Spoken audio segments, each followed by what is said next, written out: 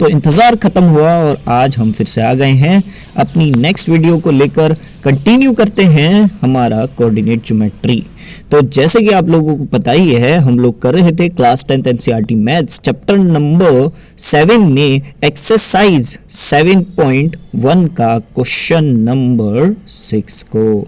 तो question number 6 में क्या था खास और क्या था, तो पहले से मैं बता दूं क्योंकि ये वीडियो काफ़ी लेट हो चुकी है और ऑलरेडी हमने इस चैप्टर पर 3 वीडियोस ऑलरेडी अपलोड कर रखी हैं।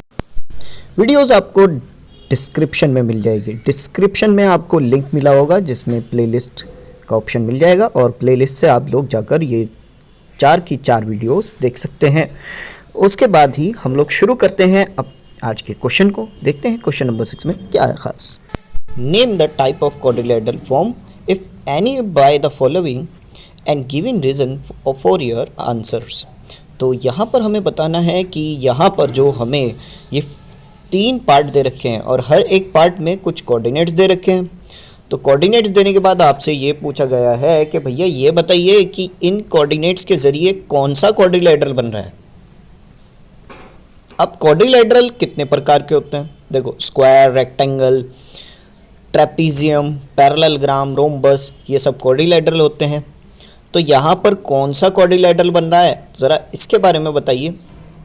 और इसी की चीज़ के बारे में हमें यहाँ पर आपको इत्तला करनी है। लेकिन कैसे पता चलेगा कि जो भी क्वाड्रिलेटरल बन रहा है वो स्क्वायर है, रेक्टेंगल है, या फिर वो रोम्बस है, या फिर वो पैरेललोग्राम है?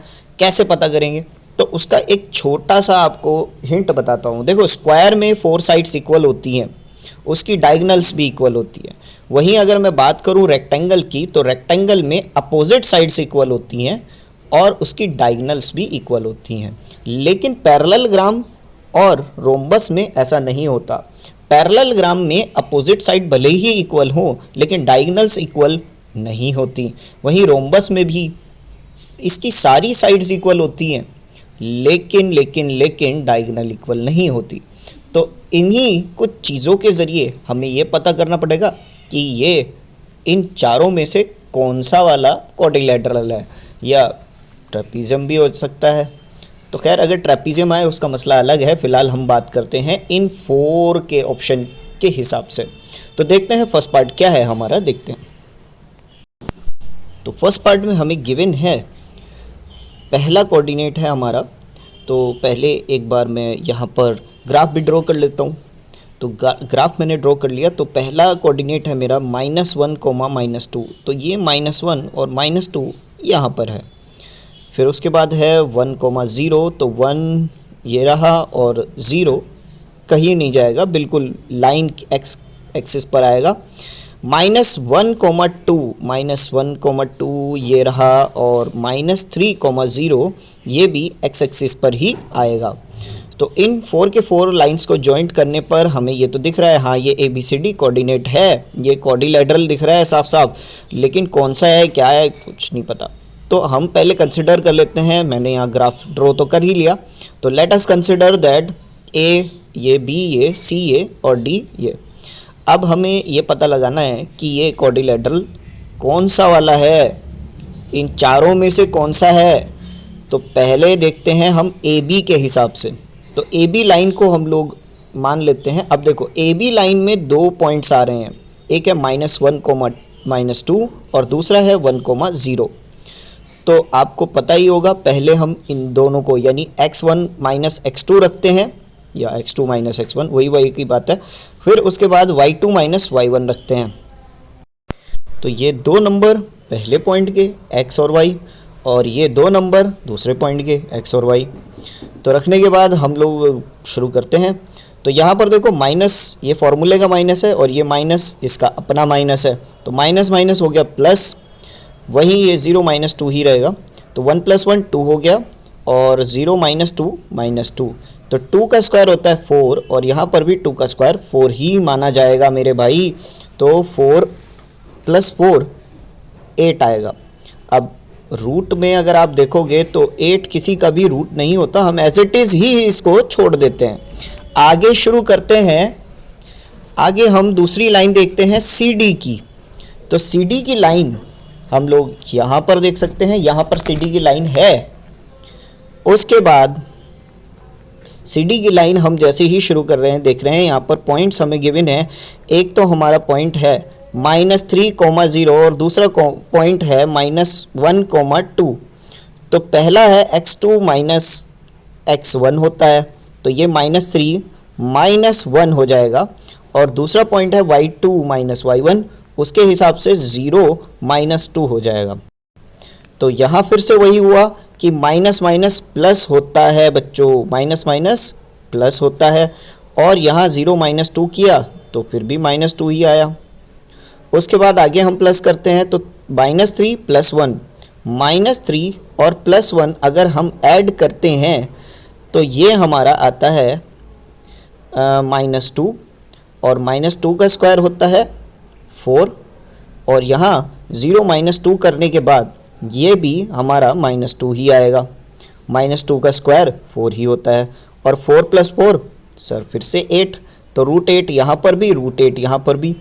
तो ये बोला जा सकता है हाँ अपोजिट साइड्स हमें इक्वल नज़र आ रही है, AB = CD हमें साफ साफ दिख रहा है। तो अभी भी लेकिन हम इस नतीजे पर नहीं पहुँचे कि इन 4 की साइड्स, इन 4 में से कौन सा ऐसा है, क्योंकि देखा जाए तो इन 4 के 4 ऑप्शंस में अपोजिट साइड इक्वल नज़र आ रही है। तो ये तो तय रहा कि क्वाड्रिलेटरल जो बन रहा है वो इन चारों में से ही है, ट्रेपीजियम नहीं हो सकता, क्योंकि ट्रेपीजियम की 2 साइड जो होती हैं वो अनइक्वल होती हैं और पैरेलल होती हैं। तो अब हम देखते हैं इनकी दूसरी अपोजिट साइड्स को, तो जो कि है पहली BC। तो BC में हम देख सकते हैं ये 2 पॉइंट्स, तो -1 -1 यानी x2 माइनस x1, और फिर उसके बाद 2 - 0 जो कि होता है y2 माइनस y1। तो माइनस माइनस प्लस हुआ और -2 आ गया, और यहाँ 2 - 0 करूँगा तब भी 2 ही आएगा। -2 का स्क्वायर 4 और 2 का स्क्वायर 4, 4 + 4 √8 आ चुका है। तो माय डियर फ्रेंड एक साइड और √8 आ चुकी है। संभावना नज़र आ रही हमें या तो ये रोम्बस है या स्क्वायर, लेकिन अभी नतीजे पर नहीं पहुँचे क्योंकि अभी AD की लाइन भी बाकी है। तो AD की लाइन में देखते हैं, तो यहाँ AD ये A और ये D, तो -3 -1 और 0 -2। देखो एक माइनस इसका अपना है और दूसरा माइनस हमने फॉर्मूले के अकॉर्डिंग लगाया है। तो माइनस से माइनस प्लस होता है, -3 + 1, तो ये -2 आ गया, और ये भी माइनस माइनस प्लस हो गया, 0 + 2 2। तो -2 का स्क्वायर 4 और 2 का स्क्वायर 4, 4 + 4 √8। तो देखा जाए AB CD और AD ये सब √8 आ रही हैं, √8 ही आ रहा है। और बच्चों आप लोगों को पता ही होगा √8 अगर हम 8 का प्राइम फैक्टराइजेशन निकालते हैं तो वहाँ पर 8 के जो फैक्टर्स हैं वो 2 × 2 × 2 आएगा, जो कि आराम से एक 2 का पेयर बन रहा है और एक 2 बाहर आ जाएगा, तो 2√2 आ जाएगा। इस तरीके से हम लोग सभी की वैल्यू को 2√2 रख सकते हैं। अब बात करते हैं हम लोग डायगनल्स की। सो जो डायगनल्स हैं, अगर देखो ये बात तो तय रही कि इसकी 4 की 4 साइड्स एक ही इक्वल में आ रही है, वो है 2√2। लेकिन ये जानना अभी मुश्किल है कि ये स्क्वायर है या रोम्बस है, तो चिंता का विषय अभी तक बना हुआ है। और चलिए पता लगाते हैं तो क्या गड़बड़ है यहाँ देखते हैं। तो डायगनल्स के अगर अकॉर्डिंग देखते हैं तो AC डायगनल ये रही, और दूसरी डायगनल बनती है वह है CD। तो डायगनल्स के हिसाब से अगर हम देखें तो हमें सही साफ पता चलेगा। तो भैया सबसे पहले हम बात करते हैं एक तो AC और दूसरी जो डायगनल है वो BC है। तो AC डायगनल देखते हैं, तो डायगनल देखते हैं क्या बनती है। तो डायगनल AC के अकॉर्डिंग ये -1 -1 -1, तो -1 को देखते हैं। दूसरा है -2, तो माइनस यहाँ फिर से प्लस हुआ, -1 में से +1 जाएगा तो 0, वहीं ये भी माइनस प्लस हो गया, 2 + 2 4 होता है। 0 का स्क्वायर करेंगे तो 0 आएगा और 4 का स्क्वायर करेंगे तो 16 + 0 तो 16 ही आया। और देखा जाए तो रूट 16 किसका होता है, 4 का होता है, तो 4 हमने यहाँ पर लिख दिया। अब ज़रा आप ध्यान दीजिए, तो यहाँ पर अगर हम बॉक्सेस के अकॉर्डिंग देख रहे हैं तो यहाँ 4 ही बॉक्सेस नज़र आ रहे हैं, मतलब कि AD की दूरी 4 की है। तो ये तो बात मानते हो ना कि डिस्टेंस फार्मूला वाकई काम करता है। दूसरी ओर हम देखते हैं D की लाइन, तो क्या ये डायगोनल भी बिल्कुल इक्वल आ रही है?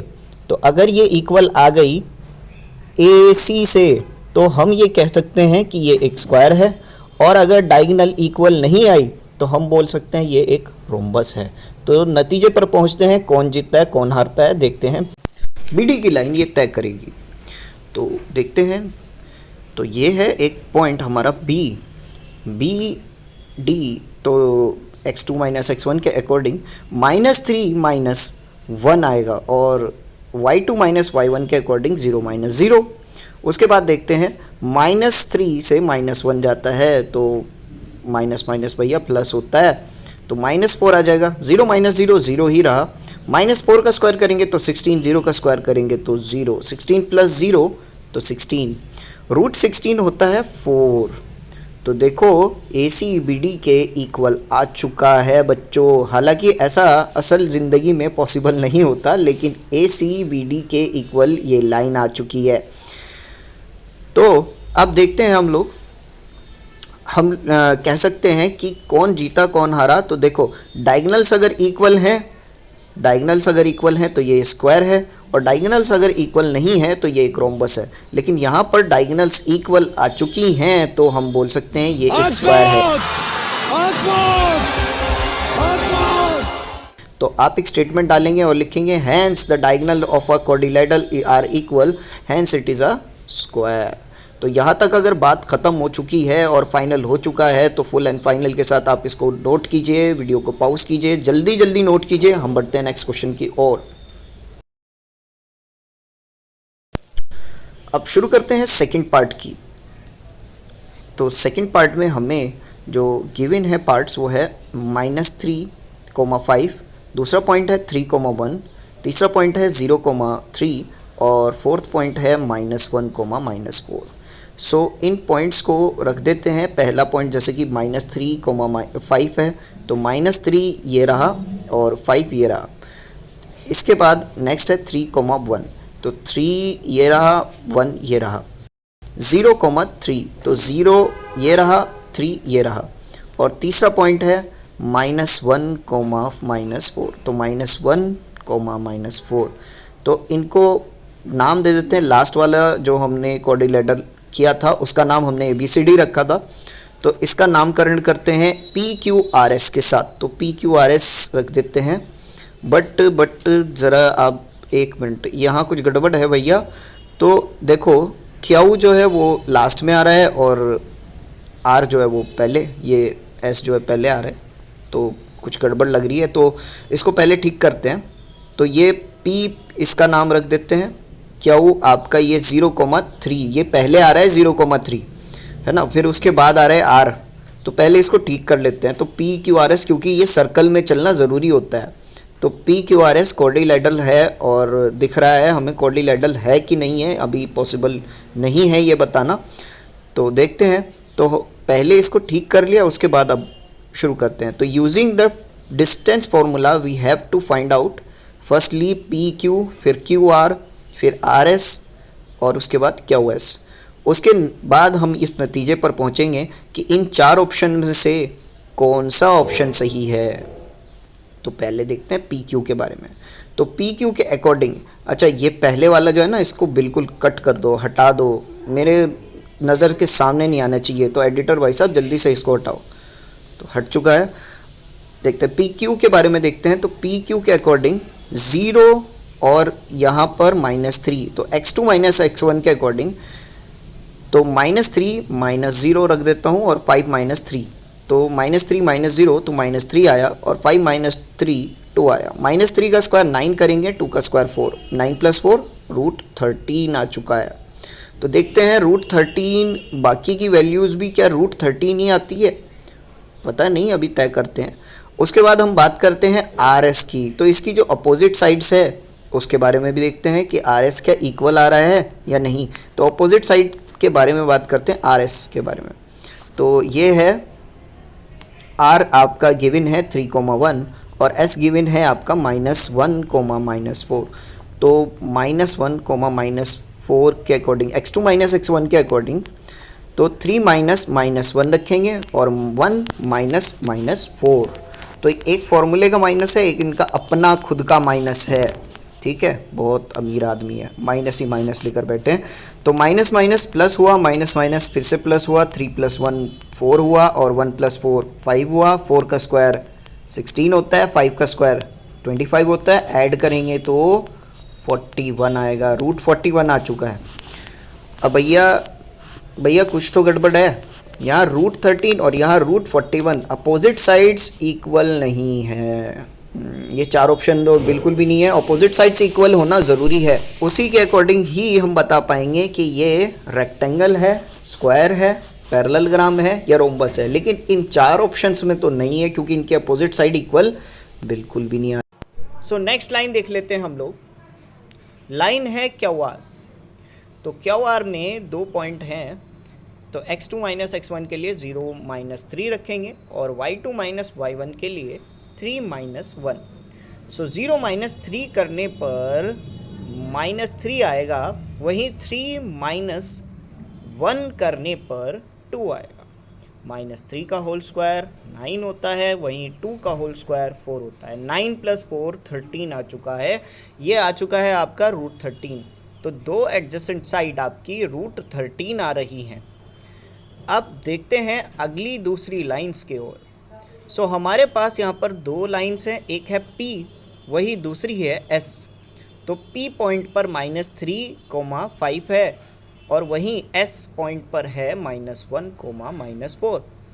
सो x2 - x1 के लिए -3 -1 रखेंगे, वहीं y2 - y1 के लिए 5 -4 रखेंगे।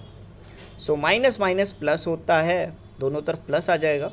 3 + 1 4 और 5 + 4 9। 4 का स्क्वायर 16 होता है, 9 का स्क्वायर 81। दोनों को ऐड करेंगे तो आ जाएगा आपका 97। सो क्या 97 कोई नंबर होता है? कंपोजिट नंबर नहीं होता, ये एक तरह से प्राइम नंबर होता है और 97 का कोई भी फैक्टर नहीं बनेगा। यहाँ तक ये समाप्त हुआ। तो देखा जाए तो हमारे पास यहाँ √13, ये √14 और ये रहा √97। तो देखा जाए तो इन 4 में से तो कोई भी ग्राफ नहीं बन रहा भाई। कोई सा भी क्वाड्रिलैटरल, ना स्क्वायर है, ना रेक्टेंगल है, ना पैरेललोग्राम है, ये कुछ भी नहीं है। ये कुछ भी नहीं है। इन चारों में से इनका कोई नामो निशान नहीं है। लेकिन बाकी क्वाड्रिलैटरल के अकॉर्डिंग देख लेते हैं, क्या पता कोई तो एक सेम आ जाए। तो फॉर्मेलिटी के लिए डायगनल्स भी देख लेते हैं कि डायगनल्स क्या इक्वल आ रही हैं। तो पहली डायगनल हम ले रहे हैं QS, ये QS डायगनल ले लेते हैं। सो ये है अंडर रूट, तो Q हमारा 0,3 था, तो 0 और यहाँ पर 3, ठीक है, 0,3।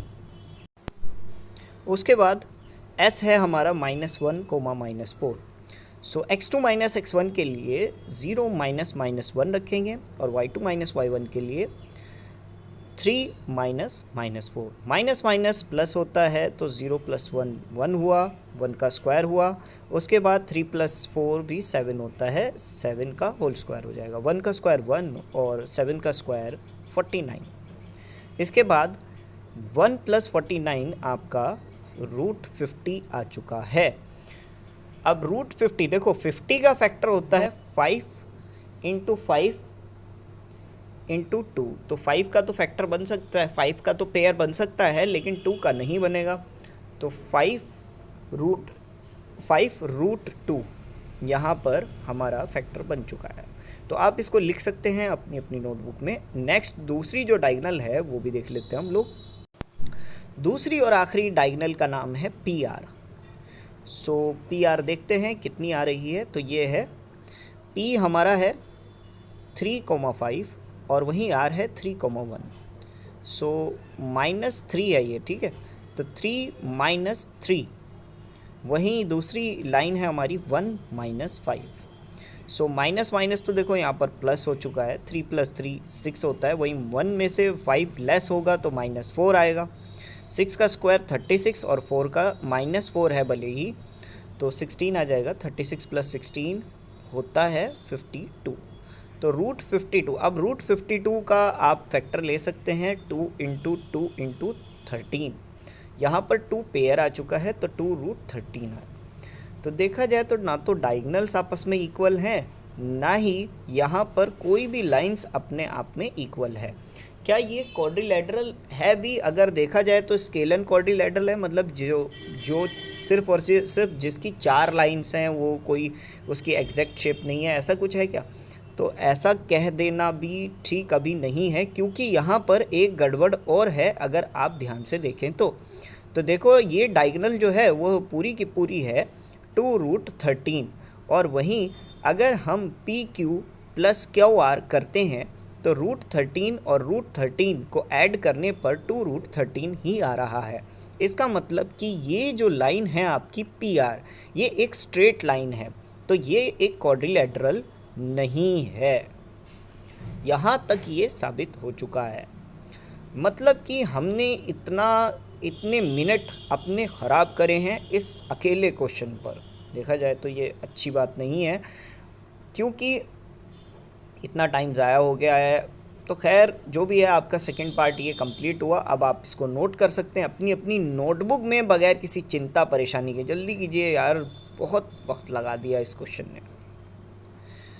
एक स्टेटमेंट भी डाल दो।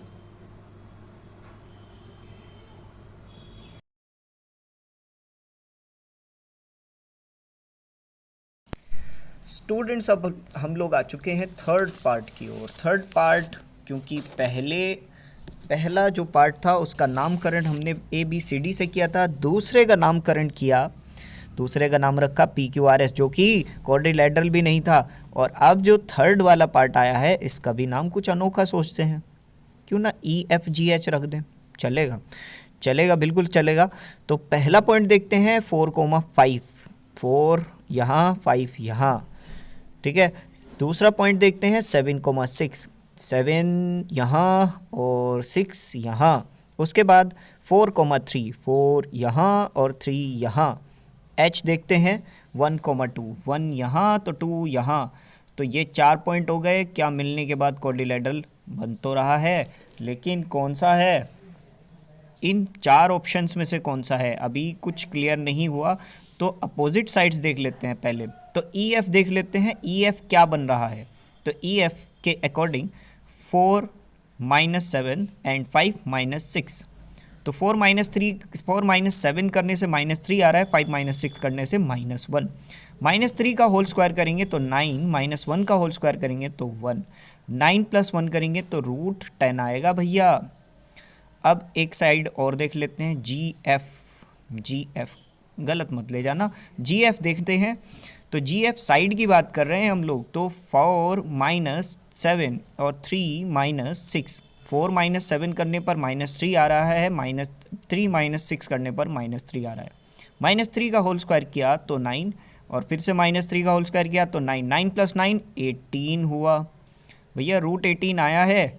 और √18, अब 9 × 2 होता है 18, ठीक है। फैक्टर्स के अकॉर्डिंग 9 जो है वो एक स्क्वायर रूट है किसका, 3 का। तो 3√2 ये आ चुका है आपका भैया, GF आ गया है 3√2, और EF आ चुका है आपका √10।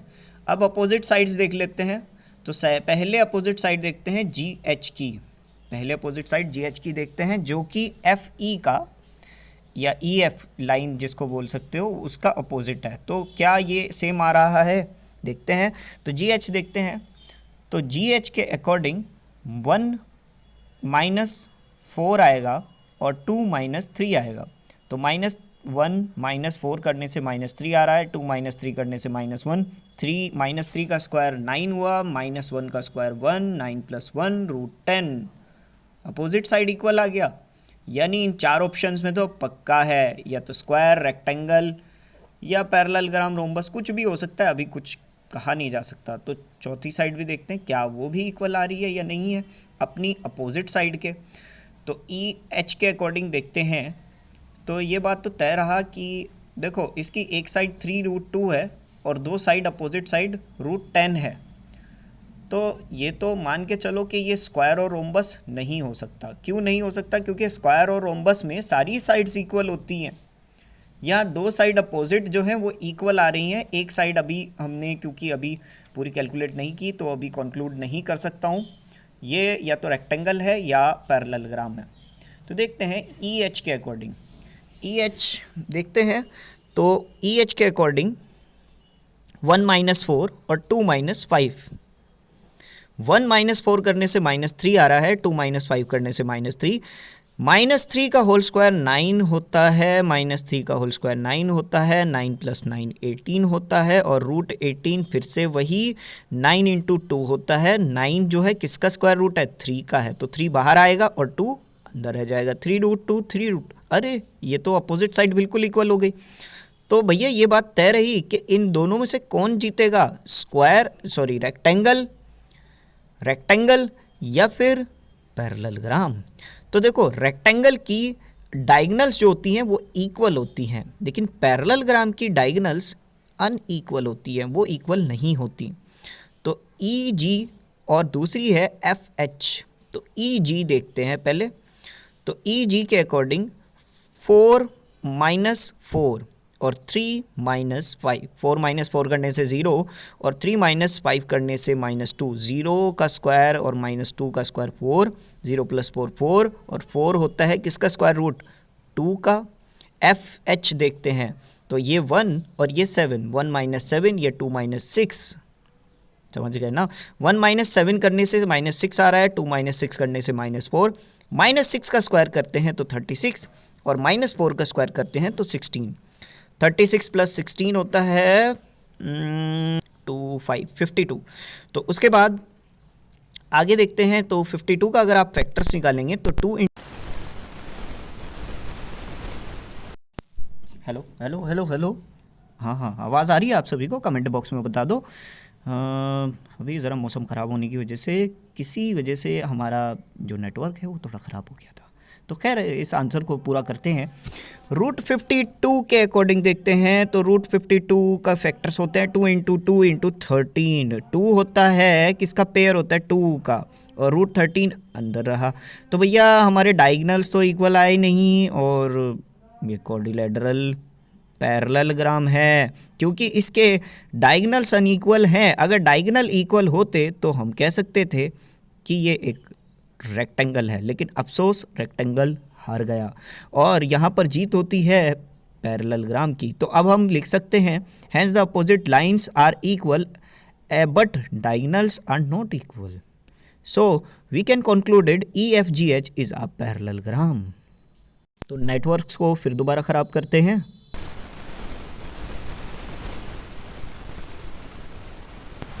और साथ ही आपसे अलविदा लेना चाहेंगे। तो thank you very much, thanks for watching this video. भैया मैं थक चुका हूँ, 25 मिनट से बोल रहा हूँ, लगातार बोल रहा हूँ, अब थक चुका हूँ। ठीक है, तो वीडियो एडिट करने में बड़ा समय लगता है भैया, इसी वजह से अक्सर करके वीडियोस जो है लेट हो जाती हैं।